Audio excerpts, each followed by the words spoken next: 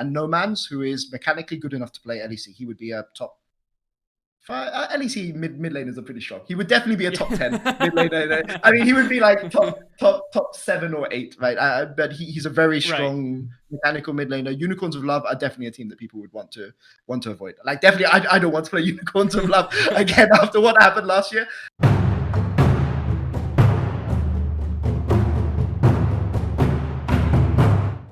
Hi everyone, this is Tom reporting from the LEC, and with me here is Peter Dunn, the mastermind, the big brain behind the lineup of the Mad Lions. How are you doing, Peter? Hello, Tom. Thank you for having me. I mean, it's been a long season. Obviously, this is right after we went 0-3 against Rogue, so I felt better. But I guess now it's a time to look forward rather than looking back to what happened today. Look forward to start of Worlds play-ins in 3 weeks. So hopefully we can problems that we show. Yeah, and I actually also want to mostly focus on what's ahead of you and not dwell too much on the series today. But I do want to touch on one thing. You tweeted right after the series, I feel the need to say sorry to our fans and stuff like that. Why is it? Because from my perspective, you had a match on Friday, then had one with everything on the line, and then had one day to prepare for a match that mattered for seeding, but not for your chance to go to Worlds. I mean, to be honest, some of our fans expect us to have larger ambitions than just going to Worlds. Obviously, we're in Europe. This is a region where G2 and Fnatic are dominant, and we had a good chance here to at least push, to at least challenge them for a title. I don't think we were the favorites, but I think that when you're in a competition like this, and we're playing at the level that we were playing, I think it's sort of our responsibility to our fans to always perform at a high level. I mean, the circumstances were not so great. Obviously, we had multiple chances to go to Worlds. You can imagine the behind the scenes, the stress level was reasonably high as we missed certain opportunities. And obviously, going into the Schalke game, everyone was a little bit tightly strung, maybe going into the first game, as I'm sure people saw. We didn't perform so well, but after the first game, we began to loosen up. And as the series progressed, we showed a pretty high level. The problem is that we were not able to carry on that intensity over the next 2 days. So it's just unfortunate we weren't able to live up to our fans' expectations. Frankly, what at the end of the day, what matters is what our fans expect of us. There's situations such as Rift Rivals where some people think Rift Rivals is a joke. Some people don't, but at Splice, for instance, we always took Rift Rivals very seriously because our fans told us that it really mattered to them. So we took it seriously. And that this is what our fans were telling us, this split, that doing well in playoffs really mattered to them. It wasn't just about the World's qualification. So we feel we've let a lot of people down. And I felt it was important to acknowledge that we'd done this. And we're not going to allow this to happen again going into Worlds. But it was just 3 weeks of, I guess, compiling stress finally found its toll. And I think that's what we saw today. It wasn't that we were overcome by stress. It's just that we couldn't reach the intensity we had coming into the Schalke game. And that's just a shame. Yeah, and don't get me wrong, I fully understand that it's any team's desire to show up with the highest competitive level possible, right? And that's definitely the right attitude to have because you have a team, I think, that can contest for the title. So, but I was just wondering because it seemed like a pretty emotional tweet and also perfectly understandable, of course. But as I said, we're not going to dwell too much on this summer split and what happened because I'm mostly interested in talking with you about what's ahead because I know you're somebody who loves to watch the other regions and you now also get to play against these play in regions. So actually, why are you so invested in these play in regions to start? So it's worth saying that I worked for 2 years in Brazil. So a lot of these people who are sort of the veterans now on their teams were the rookies coming up, a lot of players. So when I was in Brazil, I was on a team called INTZ. INTZ were multiple time champions of Brazil, would frequently go to these wildcard events, as they were called in those days. I think we call them emerging regions now, but wildcard qualifier events. A lot of these people that I played against and prepped against, are now veterans of teams, or they're even coaches. I mean, people like Swiffer is now Excel, I believe. I think he's the coach of Excel Academy, even though he was on Chiefs and OCE. I know many other players such as Tokers and Revolta, who are now have moved on in their careers. Tokers as a coach, Revolta on a new lineup in Brazil, and these are players that I worked with, and these are players that I competed against, and so Wildcard holds a very important place in my heart, in a way that maybe other regions that I don't have that much interaction with, such as Korea, do not. So I love watching the wildcard regions.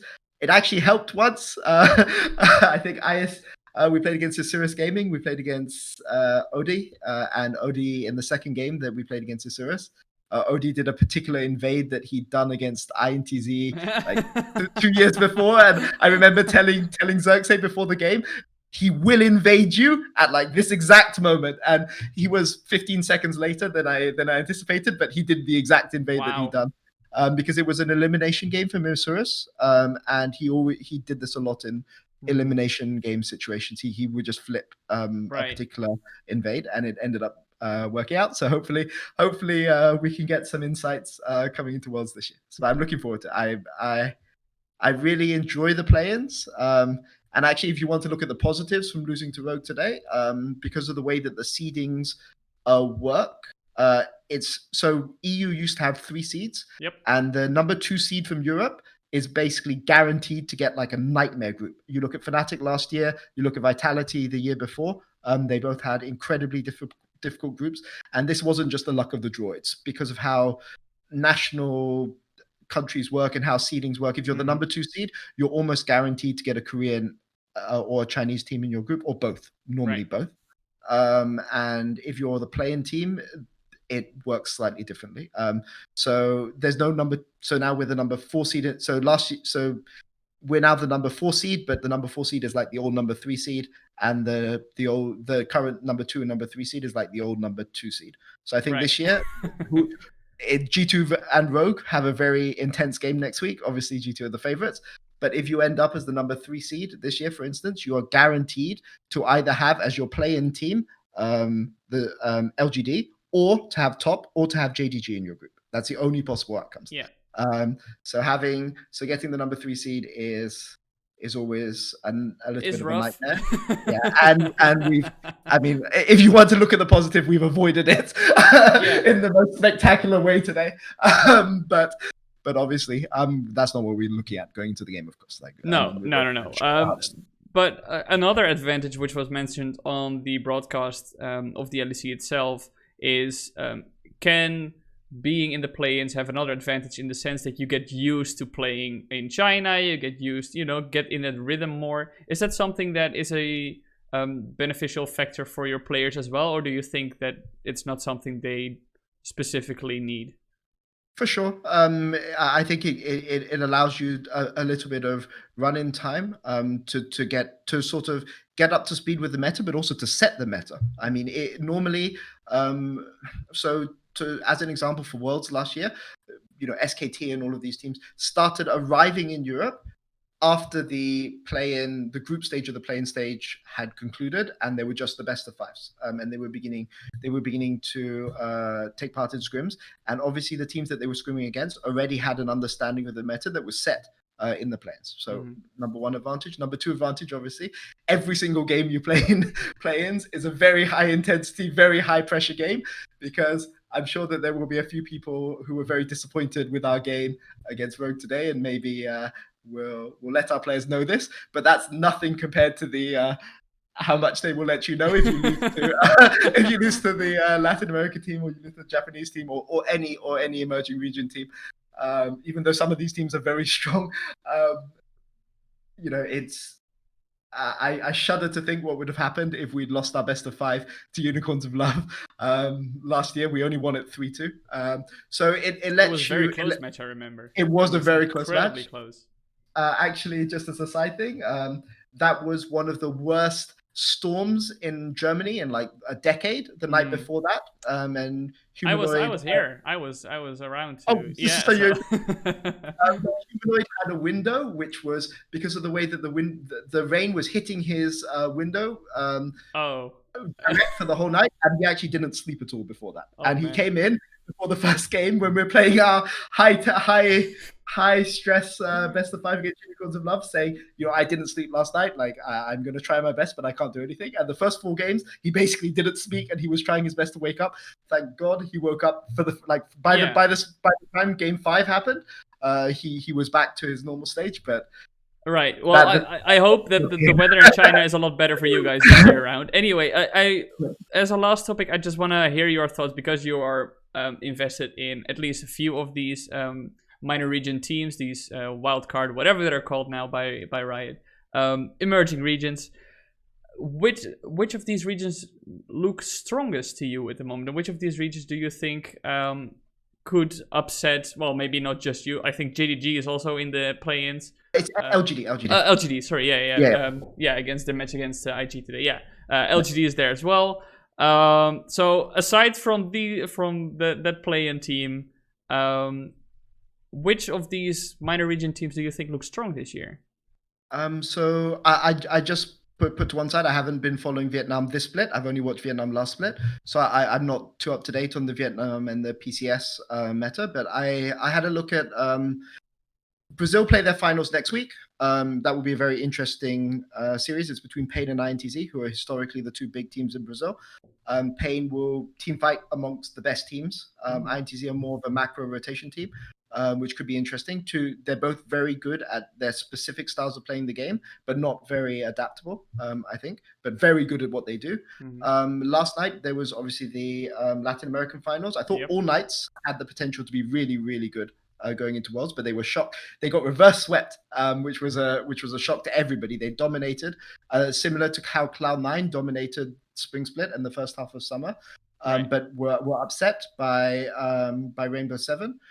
I think Rainbow Seven have potential, but they will struggle in laning phase against some of the teams. Of course, some of the major region teams. Who else is there? There's LJL happens next week. There's actually not that many games that have finished because I think Turkey's next week. So the only 3 regions that have concluded so far, I think, Latin America, who I think are a decent team, but will struggle in laning phase. Oceania has also. I'm not sure. Oh, Oceania, it was Legacy. Yeah. It's hard to judge. Oceania is a very isolated region, so it's very hard to judge how these teams do against other teams. Oh, I just remembered during our game, I think the Russian Unicorns of Love won. Unicorns of Love are actually very, very scary. Unicorns of Love are pretty similar to Unicorns of Love from last year, except I think they replaced the AD carry because Inax went to Schalke in the LEC. The core of that team is Ananasik, who is an aggressive early game jungler who's really good on all the carries like Graves, and Nomans, who is mechanically good enough to play LEC. He would be a top 5. LEC mid lane is a pretty strong. He would definitely be a top 10 mid laner. I mean, he would be like top 7 or 8, right? But he's a very strong mechanical mid laner. Unicorns of Love are definitely a team that people would want to avoid. Like definitely, I don't want to play Unicorns of Love again after what happened last year. But I think those are the 3 teams that have qualified so far. So I think Unicorns of Love, major team that people should be afraid of, and people should be afraid of. We've scrimmed them multiple times this year. They've taken scrims off us. They're a really, really solid team. Rainbow Seven, if they get out of laning phase, they'll be fine. Legacy, really hard to judge because Oceania is just such an isolated region. Right. But definitely watch out for Turkey and watch out for Brazil next week because the teams that those 2 regions send have the potential to be really, really strong. Cacao, I think, is on Supermassive right now, who are playing in the finals. And I think they have 2 Korean imports. And they have the potential to be really, really threatening. So we'll have to see coming into next week. So final question. I believe every European team is flying in like a week or something, like straight after the playoffs conclude and the champion is crowned. Until then, how are you and your pride of Lion Cubs gonna spend the time? The original plan was to give them 4 days off, but we're not giving them 4 days off. we're gonna have 2 days off, Monday and Tuesday, and back to screwing Wednesday, Thursday, Friday, Saturday.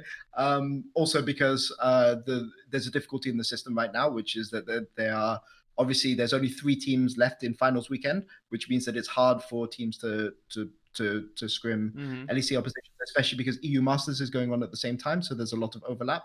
So we'll scrim to help out Fnatic, G2, Rogue if they want those scrims.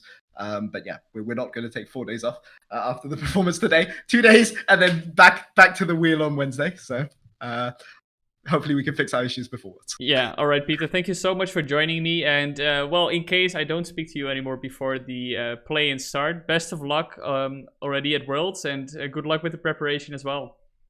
Thank you very much, Tom.